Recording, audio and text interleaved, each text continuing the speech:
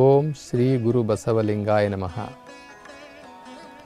ಬಸವ ಟಿವಿಯ ಎಲ್ಲ ವೀಕ್ಷಕರಿಗೆ ನನ್ನ ಭಕ್ತಿಪೂರ್ವಕವಾದಂತಹ ಶರಣು ಶರಣಾರ್ಥಿಗಳು. ವಿಶ್ವಗುರು, ಮಹಾಗುರು, ಜಗಜ್ಯೋತಿ ಬಸವೇಶ್ವರರ ಜೀವನವನ್ನು ಕುರಿತು, ಅವರ ಜೀವನದಲ್ಲಿ ನಡೆದಂತಹ ಘಟನೆಗಳನ್ನು ಅನೇಕ ಇತಿಹಾಸಕಾರರು, ಸಂಶೋಧಕರು ವಿಭಿನ್ನವಾಗಿ ವರ್ಣಿಸಿದ್ದಾರೆ. ಬಸವಣ್ಣನವರ ಜೀವನವನ್ನು ಕುರಿತು, ಅವರ ಹುಟ್ಟಿನ ಬಗ್ಗೆ ಅನೇಕ ಕಥೆಗಳನ್ನು ಸಹ ಬರೆದಿದ್ದಾರೆ. ಅದರಲ್ಲಿ ಕೆಲವನ್ನು ನಾವು ನಂಬಲು ಸಾಧ್ಯವೇ ಇಲ್ಲ. ಬಸವಣ್ಣನವರ ಜೀವನ ವೃತ್ತಾಂತ, ಜನ್ಮ ವೃತ್ತಾಂತ, ಇವು ಎಲ್ಲವನ್ನೂ ನಾವು ವೈಜ್ಞಾನಿಕವಾಗಿ ತೆಗೆದುಕೊಂಡು ಹೋಗಬೇಕಾಗುತ್ತೆ. ಇಲ್ಲಿ ಯಾವುದೇ ಸತ್ಯಕ್ಕೆ ದೂರವಾದಂತಹ, ಮೂಢನಂಬಿಕೆಗಳಿಗೆ ಒಳಪಟ್ಟಿರುವಂತಹ ಅಥವಾ ಪುರಾಣದಲ್ಲಿ ಬರತಕ್ಕಂಥ ಕಥೆಗಳಿಗೆ ನಾವು ಅವರ ಜೀವನವನ್ನು, ಅವರ ಹುಟ್ಟಿನ ರಹಸ್ಯವನ್ನು ನಾವು ಕಟ್ಟಲಿಕ್ಕೆ ಸಾಧ್ಯ ಇಲ್ಲ. ಬಸವಣ್ಣನವರ ಒಂದು ಹುಟ್ಟಿನ ಬಗ್ಗೆ, ಅವರು ಈ ಭೂಮಿ ಮೇಲೆ ಹುಟ್ಟಿದ್ದಕ್ಕೆ ಅನೇಕ ಕಟ್ಟುಕತೆಗಳನ್ನು, ಆ ಕಟ್ಟುಕತೆಗಳ ಆ ಸರಮಾಲೆಯನ್ನೇ ಹೆಣೆದು ಇಟ್ಟಿದ್ದಾರೆ. ಕಾರಣ, ಈ ದೇಶದ ಇತಿಹಾಸವೇ ಹಾಗೆ. ಪ್ರತಿಯೊಂದಕ್ಕೂ ಕೂಡ ಒಂದು ಹಿನ್ನೆಲೆ ಕತೆ, ಪ್ರತಿಯೊಂದಕ್ಕೂ ಒಂದು ಹಿನ್ನೆಲೆ ಕತೆ. ಹೀಗೆ ಬಸವಣ್ಣನವ್ರಿಗೂ ಸಹ ಅನೇಕ ಕತೆಗಳನ್ನು ಕಟ್ಟಿಟ್ಬಿಟ್ರು. ಬಸವಣ್ಣನವರು ಆ ಯುಗದಲ್ಲಿ, ಈ ಯುಗದಲ್ಲಿ ಅವತಾರ ಎತ್ತಿದಂಥವರು ಅನ್ನುವಂತಹ ಸುಳ್ಳು ಕಂತೆಗಳ ಇತಿಹಾಸ ಒಂದು ಕಡೆ ಆದರೆ, ಈ ಐತಿಹಾಸಿಕ ಕಥೆಗಳು ಬೇರೆ ಇದ್ದಾವೆ. ನಮ್ಮ ಹಳ್ಳಿಗಳಲ್ಲಿ ಇವತ್ತಿಗೂ ಸಹ ಬಸವಣ್ಣನವರು ಒಂದು ಎತ್ತಿನ ಅವತಾರ ಎಂಬುದಾಗಿ ತಿಳ್ಕೊಂಡಿದ್ದಾರೆ. ಆ ಎತ್ತು ಯಾವುದು? ಆ ಎತ್ತು ಈಶ್ವರನ ವಾಹನ, ನಂದಿ. ಆ ಈಶ್ವರ ವಾಹನ ನಂದಿ, ಆ ನಂದಿ ಅವತಾರವೇ ಬಸವಣ್ಣ ಎಂಬುದಾಗಿ ಒಂದಷ್ಟು ಕಟ್ಟುಕತೆಗಳನ್ನು, ಸುಳ್ಳು ಕತೆಗಳನ್ನು ರೂಢಿಗೆ ತಂದಿದ್ದಾರೆ. ನೋಡಿ, ಈ ಕತೆ ನಿಜ ಇದ್ದಿದ್ದರೆ ಈ ವಚನಕಾರರು ಯಾರಾದ್ರೂ ಈ ಬಗ್ಗೆ ನಮಗೆ ಹೇಳ್ತಿರ್ಲಿಲ್ವಾ? ಅಥವಾ ಅವರ ವಚನಗಳಲ್ಲಿ ಬರಿತಾ ಇರಲಿಲ್ವಾ? ಇದು ಸತ್ಯಕ್ಕೆ ದೂರವಾದಂಥ ವಿಚಾರ. ಹೀಗಾಗಿ ಯಾವುದೇ ವಚನಕಾರರು ಈ ಬಸವಣ್ಣನವರ ಜನ್ಮ ವೃತ್ತಾಂತದ ಬಗ್ಗೆ ಈ ಥರ ಕಟ್ಟುಕತೆಗಳನ್ನು ಬರೆದಿಲ್ಲ. ಆದರೆ ಇವು ಹೇಗೆ ಹುಟ್ಕೊಂಡು ಅಂತಂದರೆ, ಈ ಶೈವ ಪರಂಪರೆಯಲ್ಲಿ ಬಂದಂತಹ ಈ ಶೈವ ಬ್ರಾಹ್ಮಣರು, ಆವತ್ತಿನ ಕಾಲದಲ್ಲಿದ್ದಂತಹ ಶೈವ ಬ್ರಾಹ್ಮಣ ಬರಹಗಾರರು, ಅವರು ಈ ರೀತಿ ಕಲ್ಪಿಸಿ ನಂದಿಯ ಅವತಾರ ಎಂಬುದಾಗಿ ಬಸವಣ್ಣನವರನ್ನು ಚಿತ್ರಿಸಿಬಿಟ್ರು. ನೋಡಿ, ಎಷ್ಟು ನಾವು ಮೂಢನಂಬಿಕೆಯಲ್ಲಿದ್ದೀವಿ ಅಂತಂದರೆ, 4 ಕಾಲಿನ ಎತ್ತು, ಆ ನಂದಿ ವಚನ ಸಾಹಿತ್ಯವನ್ನು ಕೊಡಲಿಕ್ಕೆ ಸಾಧ್ಯನಾ? ಆ ವಚನ ಸಾಹಿತ್ಯವನ್ನು ಬರೀಲಿಕ್ಕೆ ಸಾಧ್ಯನಾ? ಅದನ್ನು, ಆ ಎತ್ತನ್ನು ನಾವು ಬಸವಣ್ಣನವರಿಗೆ ಹೋಲಿಕೆ ಮಾಡಿ ಇದೇ ಬಸವಣ್ಣ ಎಂಬುದಾಗಿ ಈ ಕಾಲದ ಮಕ್ಕಳಿಗೆ ಅಥವಾ ಗೊತ್ತಿಲ್ಲದವರಿಗೆ ನಾವು ಒಂದು ತಪ್ಪು ದಾರಿಯನ್ನು ತೋರಿಸ್ತಾ ಇದ್ದೀವಿ. 12ನೇ ಶತಮಾನದಲ್ಲಿ ಜನ್ಮ ತಾಳಿ ವಚನ ಸಾಹಿತ್ಯವನ್ನು ಬರೆದಂತಹ ಆ ಜಗಜ್ಯೋತಿ ಬಸವಣ್ಣನವರನ್ನು ಒಂದು ಎತ್ತಿನ ಅವತಾರ ಮಾಡಿ ಈ ಯುಗಮಾನದ ಜನತೆಗೆ, ಯುವ ಪೀಳಿಗೆಗೆ, ನವ ಸಮಾಜಕ್ಕೆ ನಾವು ತೋರಿಸ್ತಾ ಇದ್ದೀವಿ ಅಂತಂದರೆ ಇದು ನಾವು ಕ್ಷಮಿಸಲಾರದಂತಹ ಅಕ್ಷಮ್ಯ ಅಪರಾಧ. ಒಂದು ಎತ್ತಿಗೆ ನಾವು ವಚನ ಸಾಹಿತ್ಯ ಕೊಟ್ಟು ಬರಿ ಅಂತ ಹೇಳಿದ್ರೆ ಬರೆಯೋಕ್ಕಾಗುತ್ತಾ? ನೋಡಿ, ಯಾರಾದ್ರೂ ಈಗ ಬಸವಣ್ಣ ಹೋಗಿ ಇಂಗ್ಲೆಂಡಲ್ಲಿ ಕೂತಿದ್ದಾರೆ. ಇಂಗ್ಲೆಂಡಿಂದ ಯಾರಾದರೂ ನಮ್ಮ ಭಾರತ ದೇಶಕ್ಕೆ ಬಂದು ಈ ಬಸವಣ್ಣನ ಫಿಲಾಸಫಿಯನ್ನು, ಬಸವ ಧರ್ಮವನ್ನು, ಬಸವ ತತ್ವವನ್ನು ತಿಳಿಲಿಕ್ಕೆ, ಅಭ್ಯಾಸ ಮಾಡಲಿಕ್ಕೆ ಅಂತ ಹೇಳಿ ನಮ್ಮ ಭಾರತ ದೇಶಕ್ಕೆ ಏನಾದರೂ ಬಂದು ಬಸವಣ್ಣನವ್ರ ಬಗ್ಗೆ ಕೇಳಿದಾಗ, ಅವರಿಗೆ ನಾವೇನಾದ್ರೂ ಈ ನಂದಿ ಅವತಾರದ ಕಥೆಗಳನ್ನು ಹೇಳಿದಾಗ ಎಷ್ಟು ಅಪಹಾಸ್ಯ ಆಗುತ್ತೆ. ಇವರಿನ್ನ ಯಾವ ಕಾಲದಲ್ಲಿದ್ದಾರೆ, ಇವನ್ನೆಲ್ಲ ಇವರು ನಂಬ್ತಾರಲ್ಲ, ಈ ಕಟ್ಟುಕತೆಗಳು, ಈ ಸುಳ್ಳು ಕಥೆಗಳನ್ನು ನಂಬ್ತಾರಲ್ಲ ಅಂತ ಹೇಳಿ ನಾವು ಎಷ್ಟು ಅವರ ಮುಂದೆ ಅಪಹಾಸ್ಯಕ್ಕೆ ಒಳಗಾಗ್ತೀವಿ. ಹೀಗಾಗಿ ನಾವು ಈ ಕಟ್ಟುಕತೆಗಳನ್ನು ನಂಬಬಾರದು. ಇವತ್ತಿನ ದಿನದವರೆಗೂ ನಮ್ಮ ಗ್ರಾಮೀಣ ಪ್ರದೇಶದಲ್ಲಿ, ಪಟ್ಟಣ ಪ್ರದೇಶದಲ್ಲೂ ಸಹ ಒಂದು ಎತ್ತನ್ನು ಪ್ರತಿಬಿಂಬಿಸಿ, ಎತ್ತನ್ನು ಪ್ರತಿಷ್ಠಾಪನೆ ಮಾಡಿ ಅದಕ್ಕೊಂದು ಗುಡಿ ಕಟ್ಟಿ ಪೂಜೆ ಮಾಡ್ತಾ ಇರ್ತಕ್ಕಂಥ ವ್ಯವಸ್ಥೆಯನ್ನು ನಾವು ನೋಡ್ತಾ ಇದ್ದೀವಿ. ಬಸವ ಜಯಂತಿಯನ್ನು ಮಾಡುವಂಥದ್ದನ್ನು ಕೂಡ ನಾವು ನೋಡ್ತಾ ಇದ್ದೀವಿ. ದಯವಿಟ್ಟು ಇಂತಹ ದೇವಸ್ಥಾನಗಳಿಗೆ ದಯಮಾಡಿ ಹೋಗಬೇಡಿ. ಬಸವಣ್ಣನವರ ಹೆಸರಿಗೆ ಕಳಂಕ ಬರುತ್ತೆ. ಅಂತಹ ದೇವಸ್ಥಾನಗಳನ್ನು ಈಗಾಗಲೇ ಕಟ್ಟಿದ್ದರೆ ದಯಮಾಡಿ ಆ ದೇವಸ್ಥಾನಗಳಿಗೆ ನೀವು ಬಸವಣ್ಣನವರ ಗುಡಿ ಅಂತ ಹೇಳಿ ಏನಾದ್ರೂ ಹೆಸರು ಇಟ್ಟಿದ್ದಾರೆ ಅದನ್ನು ತೆಗಿಬೇಕು. ತೆಗಿಲಿಲ್ಲ ಅಂತಾರೆ ನಮ್ಮ ಕನ್ನಡ ನಾಡಿನಲ್ಲಿ ಅವತಾರ ಪುರುಷನಾಗಿ ಹುಟ್ಟಿದಂತಹ ಆ ಜಗಜ್ಯೋತಿ ಬಸವಣ್ಣನವರಿಗೆ, ಇಷ್ಟು ದೊಡ್ಡ ವಚನ ಸಾಹಿತ್ಯವನ್ನು ನಮಗೆ ಕೊಟ್ಟಿರ್ತಕ್ಕಂತಹ ಬಸವಣ್ಣನವರಿಗೆ ಅಪಚಾರ ಮಾಡ್ದಂಗಾಗುತ್ತೆ. ನಾವು ಚಿಕ್ಕ ಹುಡುಗರಿದ್ದಾಗ ನಾವು ನಮ್ಮ ಗ್ರಾಮಗಳಲ್ಲಿ ಬಸವ ಜಯಂತಿ ಮಾಡೋರು.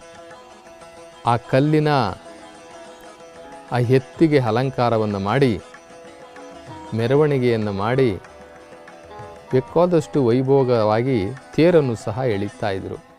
ನಾವು ಈ ಎತ್ತೇ ಬಸವಣ್ಣ ಎಂಬುದಾಗಿ ನಾವು ಚಿಕ್ಕವರಿದ್ದಾಗ ತಿಳ್ಕೊಂಡಿದ್ದು ನಿಜ.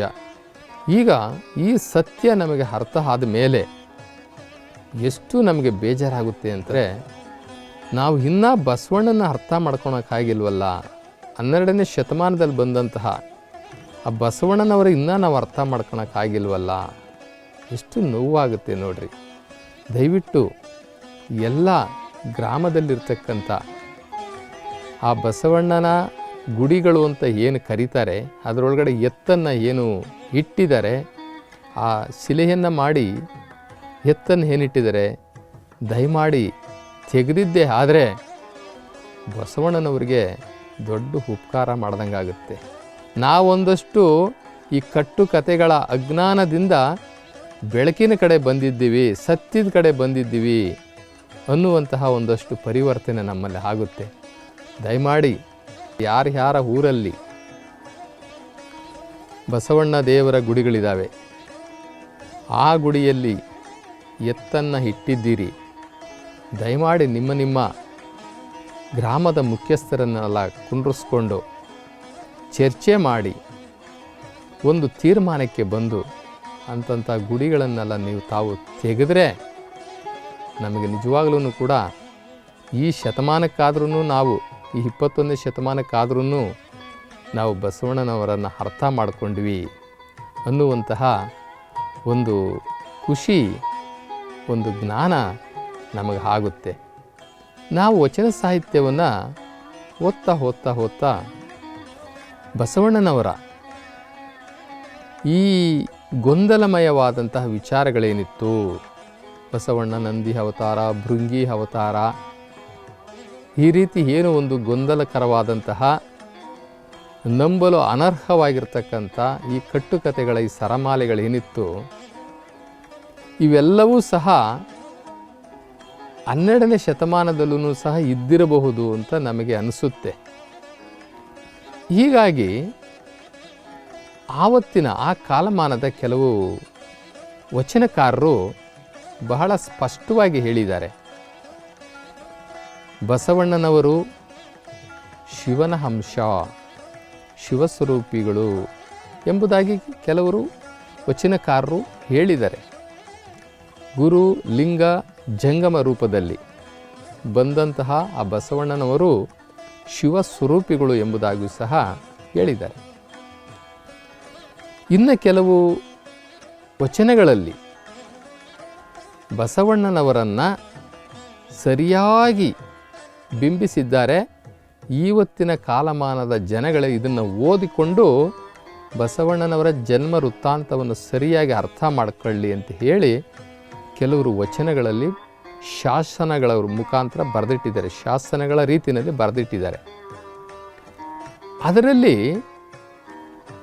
ಈ ವಿಶ್ವಗುರು ಬಸವಣ್ಣನವರ ಜೀವನವನ್ನು ಕುರಿತು ವೀರಗಂಟೆ ಮಡಿವಾಳ ಮಾಚಿದೇವರು ಬರೆದಿರ್ತಕ್ಕಂಥ ಐತಿಹಾಸಿಕ ವಚನ ಶಾಸನ, ಇದನ್ನು ನಾವು ವಚನ ಶಾಸನ ಅಂತಲೇ ನಾವು ಹೇಳಬೇಕಾಗುತ್ತೆ.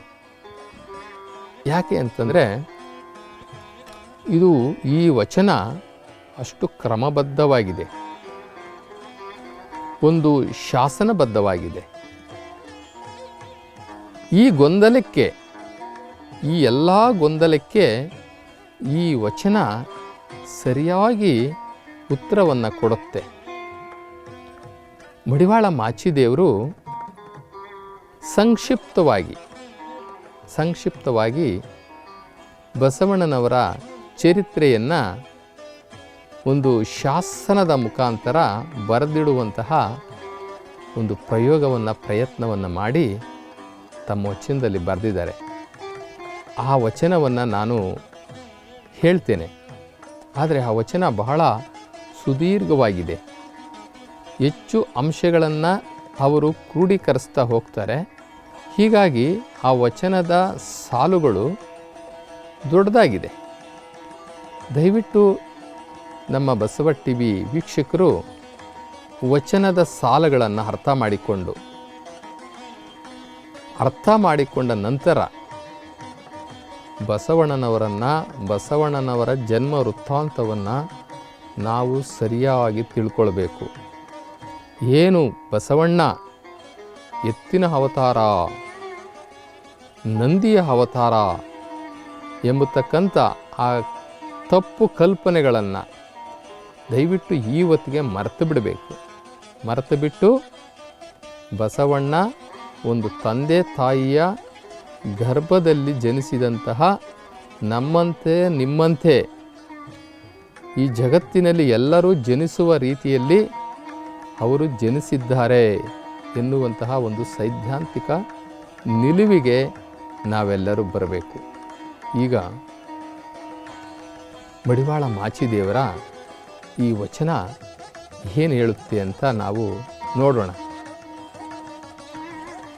ಕೃತಾಯುಗ, ತ್ರೇತಾಯುಗ, ದ್ವಾಪರ ಯುಗ, ಕಲಿಯುಗಗಳಲ್ಲಿ ದ್ವಾಪರ ಯುಗ, ಈ ಎಲ್ಲ ಯುಗಗಳಲ್ಲಿ ಬಸವನೇ ಭಕ್ತ, ಪ್ರಭುವೇ ಜಂಗಮವೆಂಬುದಕ್ಕೆ ಭಾವಭೇದವಿಲ್ಲವೆಂಬುದೋ ತಪ್ಪದು ನೋಡಯ್ಯ.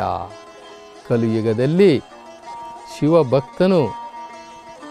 ಶಿವಭಕ್ತಿ ಈ ಪ್ರಬಲ ಮಾಡಬೇಕೆಂದು ಮರ್ತ್ಯಲೋಕಕ್ಕೆ ಇಳಿದು ಶೈವ ಆಗಮ ಆಚಾರ್ಯ ಈ ಮಂಡೆಗೆಯ ಮಾದಿರಾಜನ ಸತಿ ಮಾದಲಾಂಬಿಕೆಯ ಗರ್ಭದಿಂದ ಅವತರಿಸಿದ ಬಸವಣ್ಣನೆಂಬ ನಾಮಕರಣವಂ ಧರಿಸಿ ಕೂಡಲ ಸಂಗಮ ದೇವರ ದಿವ್ಯ ಶ್ರೀಪಾದ ಪದ್ಮ ಆರಾಧಕನಾಗಿ ಮರ್ತ್ಯಕ್ಕೆ ಪ್ರತಿ ಕೈಲಾಸವೆಂಬ ಕಲ್ಯಾಣವಂ ಮಾಡಿ ತನ್ನ ಪರೀಕ್ಷೆಗೆ ಬಿಜ್ಜಳನೆಂಬ ಓರೆಗಲ್ಲ ಮಾಡಿ ಆ ಸದ್ಭಕ್ತಿ ಭಿನ್ನವನು ಒರೆದೊರೆದು ನೋಡುವ ಕೊಂಡೆಯ ಮಂಚಣ್ಣಗಳ ಹುಟ್ಟಿಸಿದ ಬಸವಣ್ಣ.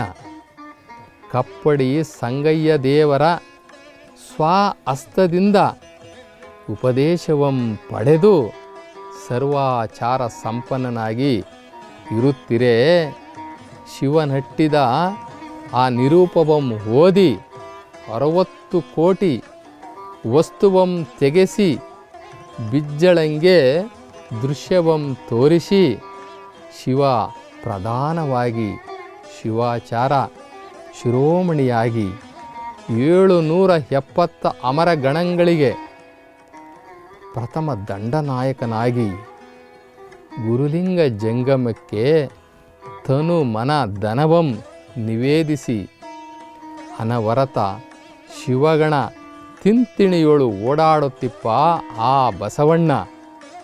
196,000 ಜಂಗಮದ ಪಾದೋದಕ ಪ್ರಸಾದದಲ್ಲಿ ನಿಯತನಾಗಿ ಅವರವರ ನೇಮದಿಚ್ಛೆಗಳನ್ನು ಸಲ್ಲಿಸಿ ಒಲಿದು ಮಾಡುವ ದಾಸೋಹದ ಪರಿ ಎಂತೆಂದೆಡೆ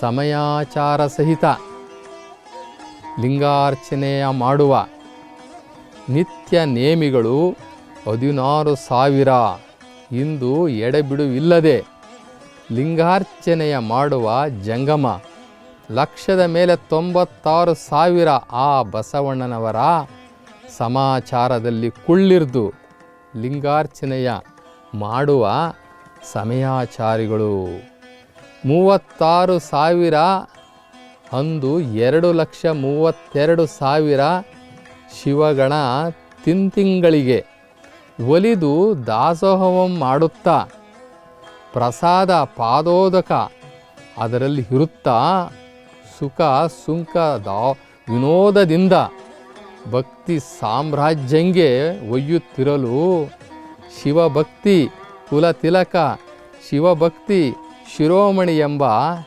ಚೆನ್ನ ಬಸವಣ್ಣ ಅವತರಿಸಿ ಶೈವ ಮಾರ್ಗವಂ ಬಿಡಿಸಿ ಪ್ರಾಣಲಿಂಗ ಸಂಬಂಧವನ್ನು ತೋರಿಸಿ ಸರ್ವಾಂಗ ಶಿವಲಿಂಗ ಪ್ರಾಣಪ್ರಸಾದ ಭೋಗದ ಭೇದವಂ ತೋರಿಸಿ ದಾಸೋಹದ ನಿರ್ಣಯಮಂ ಬಣ್ಣವಿಟ್ಟು ಬೆಳಗಿ ತೋರಿ ಪಾದೋದಕ ಪ್ರಸಾದವಂ ಒಳ ಕಲಿಸಿ ಗುರುಲಿಂಗ ಜಂಗಮದ ಘನವಂ ತೋರಿಸಿ ಶರಣಸತಿ ಲಿಂಗಪತಿ ಎಂಬುದಂ ಸಂಬಂಧಿಸಿ ತೋರಿ ಭಕ್ತಿ ಮಹೇಶ್ವರ ಪ್ರಸಾದಿ ಪ್ರಾಣಲಿಂಗಿ ಶರಣ ಐಕ್ಯನೆಂಬ ಷಡಸ್ಥಳವಂ ಸರ್ವಾಂಗದೊಳು ಪ್ರತಿಷ್ಠಾಪಿಸಿ ತೋರಿ ಸಲಹಿದ ಚೆನ್ನ ಬಸವಣ್ಣನ ತನ್ನಲ್ಲಿ ಹಿಂಬಿಟ್ಟುಕೊಂಡು ಅಚ್ಚ ಪ್ರಸಾದಿಯಾಗಿ ಸತ್ಯ ಪ್ರಸಾದಿಯಾಗಿ ಸಮಯ ಪ್ರಸಾದಿಯಾಗಿ ಸಂತೋಷ ಪ್ರಸಾದಿಯಾಗಿ ಸರ್ವಾಂಗ ಪ್ರಸಾದಿಯಾಗಿ ಸಮರಸ ಪ್ರಸಾದಿಯಾಗಿ ನಿರ್ಣಯಗಳಲ್ಲಿ ನೀನಪ್ಪನಾಗಿ ನಿಜದಲ್ಲಿ ನಿವಾಸಿಯಾಗಿ ನಿರಾಳಕ್ಕೆ ನಿರಾಳನಾಗಿ ಘನದಲ್ಲಿ ಅಗಮ್ಯನಾಗಿ ಅಖಂಡ ಪರಿಪೂರ್ಣನಾಗಿ ಉಪಮೆಗೆ ಅನುಪಮನಾಗಿ ವಾಜ್ಮಯಕ್ಕೆ ಅಗೋಚರನಾಗಿ ಭಾವ ನಿರ್ಭಾವವೆಂಬ ಬಗೆಯ ಬಣ್ಣಕ್ಕೆ ಅತ್ಯತ್ತನೆಂದೆನಿಸಿ ನಿಶೂನನೆಂದೆನಿಸಿದಪ್ಪ ಸಂಗಮ ಬಸವಣ್ಣನ ತೊತ್ತಿನ ಮರುತೊತ್ತಿನ ಮಗ ನಾನು ಕಾಣ ಪ್ರಭುವೇ ಕಲಿದೇವರ ದೇವ. ಈ ವಚನ ತುಂಬ ಅಮೋಘವಾಗಿ ತುಂಬ ಅದ್ಭುತವಾಗಿ ಮನೋಜ್ಞವಾಗಿ ಇಂದಿನ ಈ ತರ್ಕಿಗಳಿಗೆ ಸರಿಯಾದ ಉತ್ತರವನ್ನು ಈ ವಚನ ಕೊಡುತ್ತೆ. ಇಲ್ಲಿ ಈ ಕಟ್ಟುಕತೆಗಳಿಗೆ ತೆರೆಯನ್ನು ಎಳೆಯಲಾಗಿದೆ. ಯಾರು ಬಸವಣ್ಣನವರ ಬಗ್ಗೆ ಈ ಕಟ್ಟುಕತೆಗಳನ್ನು ಕಲ್ಪಿಸಿ ಬರೆದು ದಿಕ್ಕು ತಪ್ಪಿಸ್ಲಿಕ್ಕೆ ನೋಡ್ತಾ ಇದ್ದಾರಲ್ಲ, ಆ ಬಸವಣ್ಣ ಬಿಡ್ರಿ ಆ ನಂದಿ ಅವತಾರ, ಆ ಈಶ್ವರನ ಮುಂದೆ ಕೂತಿರುತ್ತಲ್ಲ ಆ ನಂದಿ ಈ ರೀತಿ ಹೇಳುವಂತಹ ಜನರಿಗೆ ಇದು ಉತ್ತರವನ್ನು ಕೊಡುತ್ತೆ. ಈ ವಚನವನ್ನು ಬರೆಯುವ ದಾಟಿಯಲ್ಲಿ ಯಾರನ್ನೂ ಸಹ ನೋಯಿಸದೆ, ಯಾರನ್ನೂ ನಿಂದಿಸದೆ, ಎಲ್ಲರನ್ನೂ ಸಹ ತುಂಬ ಕ್ರಮಬದ್ಧವಾಗಿ ಹಿಂಬಿಟ್ಟುಕೊಂಡು ಮಡಿವಾಳ ಮಾಚಿದೇವರು ಈ ವಚನವನ್ನು ಬರಿತಾ ಹೋಗ್ತಾರೆ. ನನಗೆ ತುಂಬ ಸಂತೋಷ ಆಗೋದು ಮತ್ತು ಚಿಂತನೆಗೆ ಒಳಗಾಗುವಂತಹ 1-2 ವಿಚಾರಗಳನ್ನು ನಾನು ಇಲ್ಲಿ ಹೇಳ್ತೀನಿ. ಕೃತಾಯುಗ, ತ್ರೇತಾಯುಗ, ದ್ವಾಪರಯುಗ, ಕಲಿಯುಗ, ಯಾವುದೇ ಯುಗ ತೆಗೆದುಕೊಂಡ್ರೂ ಸಹ ಬಸವಣ್ಣನೇ ಭಕ್ತ ಎಂಬುದಾಗಿ ಹೇಳ್ತಾರೆ. ಬಸವಣ್ಣನೇ ಭಕ್ತ ಅಂತ ಹೇಳ್ತಾರೆ. ಅಂದರೆ ಈ ಪರಮಾತ್ಮನಿಗೆ ಈ ಭೂಲೋಕದಲ್ಲಿ ಯಾರು ಭಕ್ತರೇ ಇಲ್ವಾ? ಬಸವಣ್ಣನ ಒಬ್ಬನೇ ಭಕ್ತ. ಯಾಕೆ ಈ ಭಾಷೆಯನ್ನು ಉಪಯೋಗಿಸಿದ್ದಾರೆ ಅಂತಂದರೆ, ಬಸವಣ್ಣನವರು ಒಂದು ಕಡೆ ಹೇಳ್ಕೊಳ್ತಾರೆ, ಈ ಭೂಲೋಕದಲ್ಲಿ ನಾನು ಒಬ್ಬನೇ ಭಕ್ತ, ಉಳಿದಿದ್ದೆಲ್ಲ ಗುರುಲಿಂಗ ಜಂಗಮ ಸ್ವರೂಪ, ಉಳಿದವರೆಲ್ಲರೂ ನನಗೆ ಶಿವಸ್ವರೂಪಿಗಳು ಅನ್ನುವಂಥ ಒಂದು ವಚನದಲ್ಲಿ ಅವರು ಹೇಳ್ಕೊಳ್ತಾರೆ. ಹೀಗಾಗಿ ಇಲ್ಲಿ ಮಡಿವಾಳ ಮಾಚಿದೇವರೂ ಸಹ ಈ ಬಸವಣ್ಣನೇ ಭಕ್ತ ಎಂಬುದಾಗಿ ಹೇಳ್ತಾರೆ.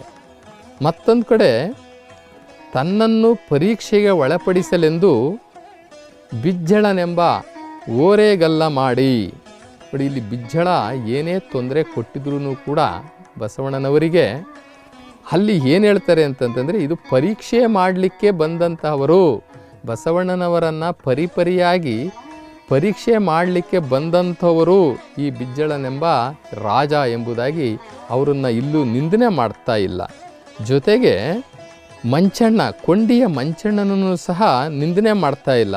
ಅವ್ರು ಏನು ಹೇಳ್ತಾ ಇದ್ದಾರೆ ಅಂತಂದರೆ, ಭಿನ್ನ ಭಿನ್ನವಾಗಿ ಪರೀಕ್ಷೆ ಮಾಡಲು ಬಂದಂತಹ ಕೊಂಡಿಯ ಮಂಚಣ್ಣ ಅಂತಾರೆ. ನಾವು ಬೇರೆ ಯಾರು ಆಗಿದ್ದಿದ್ರೆ ಅವರಿಗೆ ಶತ್ರು ಅನ್ನೋ ರೀತಿಯಲ್ಲಿ ನಾವು ಪಟ್ಟವನ್ನು ಕಟ್ಟಿಬಿಡ್ತಾ ಇದ್ವಿ. ಅವರು ಶತ್ರು ಅನ್ನೋ ರೂಪದಲ್ಲಿ ಪಟ್ಟವನ್ನು ಕಟ್ತಾ ಇದ್ವಿ. ಆದರೆ ಇಲ್ಲಿ ಕೊಂಡಿ ಮಂಚಣ್ಣನ ಶತ್ರು ರೂಪದಲ್ಲಿ ಮಡಿವಾಳ ಮಾಚಿದೇವರು ಬರೆದಿಲ್ಲ. ನಮ್ಮನ್ನು ಪರೀಕ್ಷೆ ಮಾಡೋಕ್ಕೆ ಬಂದಂತಹ ಒಬ್ಬ ಒಳ್ಳೆಯ ಸಾತ್ವಿಕ ವ್ಯಕ್ತಿ ಅನ್ನುವ ರೀತಿಯಲ್ಲಿ ಕೊಂಡಿ ಮಂಚಣ್ಣನವರನ್ನು ಇಲ್ಲಿ ಬರಿತಾ ಇದ್ದಾರೆ. ಮತ್ತು ಶೈವ ಮತ್ತು ವೈಷ್ಣವ ಎಂಬುದನ್ನು ಇಲ್ಲಿ ಚನ್ನಬಸವಣ್ಣನವರು ನಮಗೆ ತೋರಿಸಿಕೊಟ್ಟಿದ್ದಾರೆ. ಶೈವವನ್ನು ಬಿಡಿಸಿ ಅಂತ ಹೇಳ್ತಾರೆ. ಶೈವವನ್ನು ಬಿಡಿಸಿ ಅಂತಂದರೆ ಅದರ ಅರ್ಥ ಏನು? ಶೈವದಲ್ಲಿ 12ನೇ ಶತಮಾನದಲ್ಲಿ ಬಹುದೇವೋಪಾಸನೆ ಸೇರ್ಕೊಂಡ್ಬಿಟ್ಟಿತ್ತು. ಆ ಬಹುದೇವೋಪಾಸನೆಯನ್ನು ಬಿಡಿಸಿದರು. ಇಲ್ಲಿ ವೈಷ್ಣವ ಅಂದರೆ ಬಹುದೇವೋಪಾಸನೆ. ಇಲ್ಲಿ 10 ಅವತಾರ ಬರ್ತದೆ ವಿಷ್ಣುದು. ಆ 10 ಅವತಾರಕ್ಕೆ ಆ 10 ಜನ ಹೆಂಡತಿರು ಬರ್ತಾರೆ, ಅದಕ್ಕೆ ಅವರು ಮಕ್ಕಳು ಬರ್ತಾರೆ. ಹೀಗಾಗಿ ಅನೇಕ ದೇವರುಗಳ ಆರಾಧನೆ ಅಲ್ಲಿ ಬಂದ್ಬಿಡುತ್ತೆ. ಆದರೆ ಶೈವದಲ್ಲಿ ಹಾಗಲ್ಲ. ವೈಷ್ಣವದಲ್ಲಿ ಬಂದಂತೆ ಬಹುದೇವೋಪಾಸನೆ ಶೈವದಲ್ಲಿ ಬರೋದಿಲ್ಲ. ಶೈವದಲ್ಲಿ ಏಕದೇವೋಪಾಸನೆ, ಬ್ರಹ್ಮಾಂಡ ರೂಪದಲ್ಲಿರ್ತಕ್ಕಂಥ ಇಷ್ಟಲಿಂಗವನ್ನು ಮಾತ್ರ ಇಲ್ಲಿ ಪೂಜೆ ಮಾಡಲಿಕ್ಕೆ ಮತ್ತು ಅರ್ಚನೆ ಮಾಡಲಿಕ್ಕೆ, ಧ್ಯಾನ ಮಾಡಲಿಕ್ಕೆ ಇಲ್ಲಿ ಅವಕಾಶ ಇದೆ. ಹೀಗಾಗಿ ಶೈವದಲ್ಲಿ ಏಕದೇವೋಪಾಸನೆ. ಬಸವಣ್ಣನವರು ಏಕದೇವೋಪಾಸಕರಾಗಿ ನಮಗೆ ಇಷ್ಟಲಿಂಗವನ್ನು ಕೊಟ್ಟಂತಹ ಈ ಶಿವತತ್ವ. ಮತ್ತು ಮತ್ತೊಂದು ಕಡೆ ತಂದೆ, ಯಾರು ತಂದೆ, ನಮ್ಮನ್ನು ಆಳ್ತಾ ಇರ್ತಕ್ಕಂಥವ್ರು ಯಾರು ಅಂತ ಹೇಳಿ ಶರಣಸತಿ ಲಿಂಗಪತಿ ಅನ್ನುವಂತಹ ಶಬ್ದವನ್ನು ಉಪಯೋಗಿಸಿದ್ದಾರೆ. ಈ ಭೂಮಿಯ ಮೇಲೆ ಯಾರೇ ಇದ್ದರೂ ಸಹ ಅವರೆಲ್ಲರೂ ಕೂಡ ಪಶುಗಳಿದ್ದ ಹಾಗೆ. ಈ ಪಶುಗಳಿಗೆಲ್ಲರಿಗೂ ಒಬ್ಬನೇ ತಂದೆ, ಅವನೇ ಪತಿ, ಪಶುಪತಿ ಎಂಬುದಾಗಿ ಶರಣ ಸತಿ ಯಾರೇ ಈ ಭೂಮಿಯಲ್ಲಿದ್ದರೂ ಕೂಡ ಅವರೆಲ್ಲರೂ ಪರಮಾತ್ಮನಿಗೆ ಶರಣರು. ಇವರೆಲ್ಲರೂ ಸತಿಗಳಾಗಿ ಆ ಪರಮಾತ್ಮನೇ ಪತಿಯಾಗಿ ಇದ್ದಾನೆ ಎನ್ನುವಂತಹ ಶಬ್ದವನ್ನು ಪ್ರಯೋಗ ಮಾಡಿದ್ದಾರೆ. ದೇವರಿಗೆ ನಾವೇ ಪ್ರಸಾದವಾಗಬೇಕು ಎಂಬುದಾಗಿ ಹೇಳ್ತಾ ಇದ್ದಾರೆ. ನಾವು ದೇವರಿಗೆ ಪ್ರಸಾದವನ್ನು ತಯಾರು ಮಾಡಿ ಮುಂದೆ ಇಡೋದಲ್ಲ, ನಾವೇ ಪ್ರಸಾದಿಗಳಾಗಬೇಕು. ಪರಮಾತ್ಮನಿಗೆ ನಮ್ಮನ್ನೇ ನಾವೇ ಪ್ರಸಾದಿಗಳಾಗಿ ಪ್ರಸಾದ ರೂಪದಲ್ಲಿ ನಮ್ಮನ್ನೇ ನಾವೇ ಪರಮಾತ್ಮನಿಗೆ ಅರ್ಪಿಸಿಕೊಳ್ಳಬೇಕು ಎಂಬುವಂತಹ ಶಬ್ದದ ಪ್ರಯೋಗವನ್ನು ಸಹ ಈ ವಚನದಲ್ಲಿ ಮಡಿವಾಳ ಮಾಚಿದೇವರು ಮಾಡ್ತಾ ಇದ್ದಾರೆ. ಆದ್ದರಿಂದ ಈ ವಚನವನ್ನು ಕೇಳಿದಂತಹ ನಾವು ನೀವುಗಳೆಲ್ಲರೂ ಸಹ ನಮ್ಮ ಗ್ರಾಮಗಳಲ್ಲಿ ಅಥವಾ ನಮ್ಮ ಪಟ್ಟಣ ಪ್ರದೇಶಗಳಲ್ಲಿ ಯಾವುದೇ ಒಂದು ವಿಗ್ರಹಾರಾಧನೆ ಎತ್ತನ್ನು ಒಳಗಡೆ ಇಟ್ಟು ಇದೇ ಬಸವಣ್ಣ ದೇವರ ಗುಡಿ, ಬಸವಣ್ಣ ದೇವಾಲಯ ಎಂಬುದಾಗಿ ಏನು ಹೇಳ್ತಾ ಇದ್ದೀವೋ ಅದನ್ನೆಲ್ಲವನ್ನು ಕೂಡ ತೆಗೆಯುವಂಥ ಪ್ರಯತ್ನ ಮುಂದಿನ ದಿನಗಳಲ್ಲಿ ನಮ್ಮ ಚಿಂತಕರು, ನಮ್ಮ ಹಿರಿಯರು, ನಮ್ಮ ಗ್ರಾಮಸ್ಥರು ಎಲ್ಲರೂ ಕುಳಿತು ಈ ಬಗ್ಗೆ ಚರ್ಚೆ ಮಾಡಿ ಇದನ್ನು ತೆಗೆದಿದ್ದೇ ಆದರೆ ಒಂದು ದೊಡ್ಡ ಪರಿವರ್ತನೆಗೆ ಅವಕಾಶ ಆಗುತ್ತೆ ಅಂತ ಹೇಳಿ ತಾವೆಲ್ಲರೂ ದಯಮಾಡಿ ಇದನ್ನು ಸರಿಯಾಗಿ ಅರ್ಥ ಮಾಡ್ಕೊಳ್ತೀರಾ ಅಂತ ಎಲ್ಲರಲ್ಲೂ ಕೇಳ್ಕೊಳ್ತಾ ಇದ್ದೀನಿ. ಶರಣು ಶರಣಾರ್ಥಿಗಳು.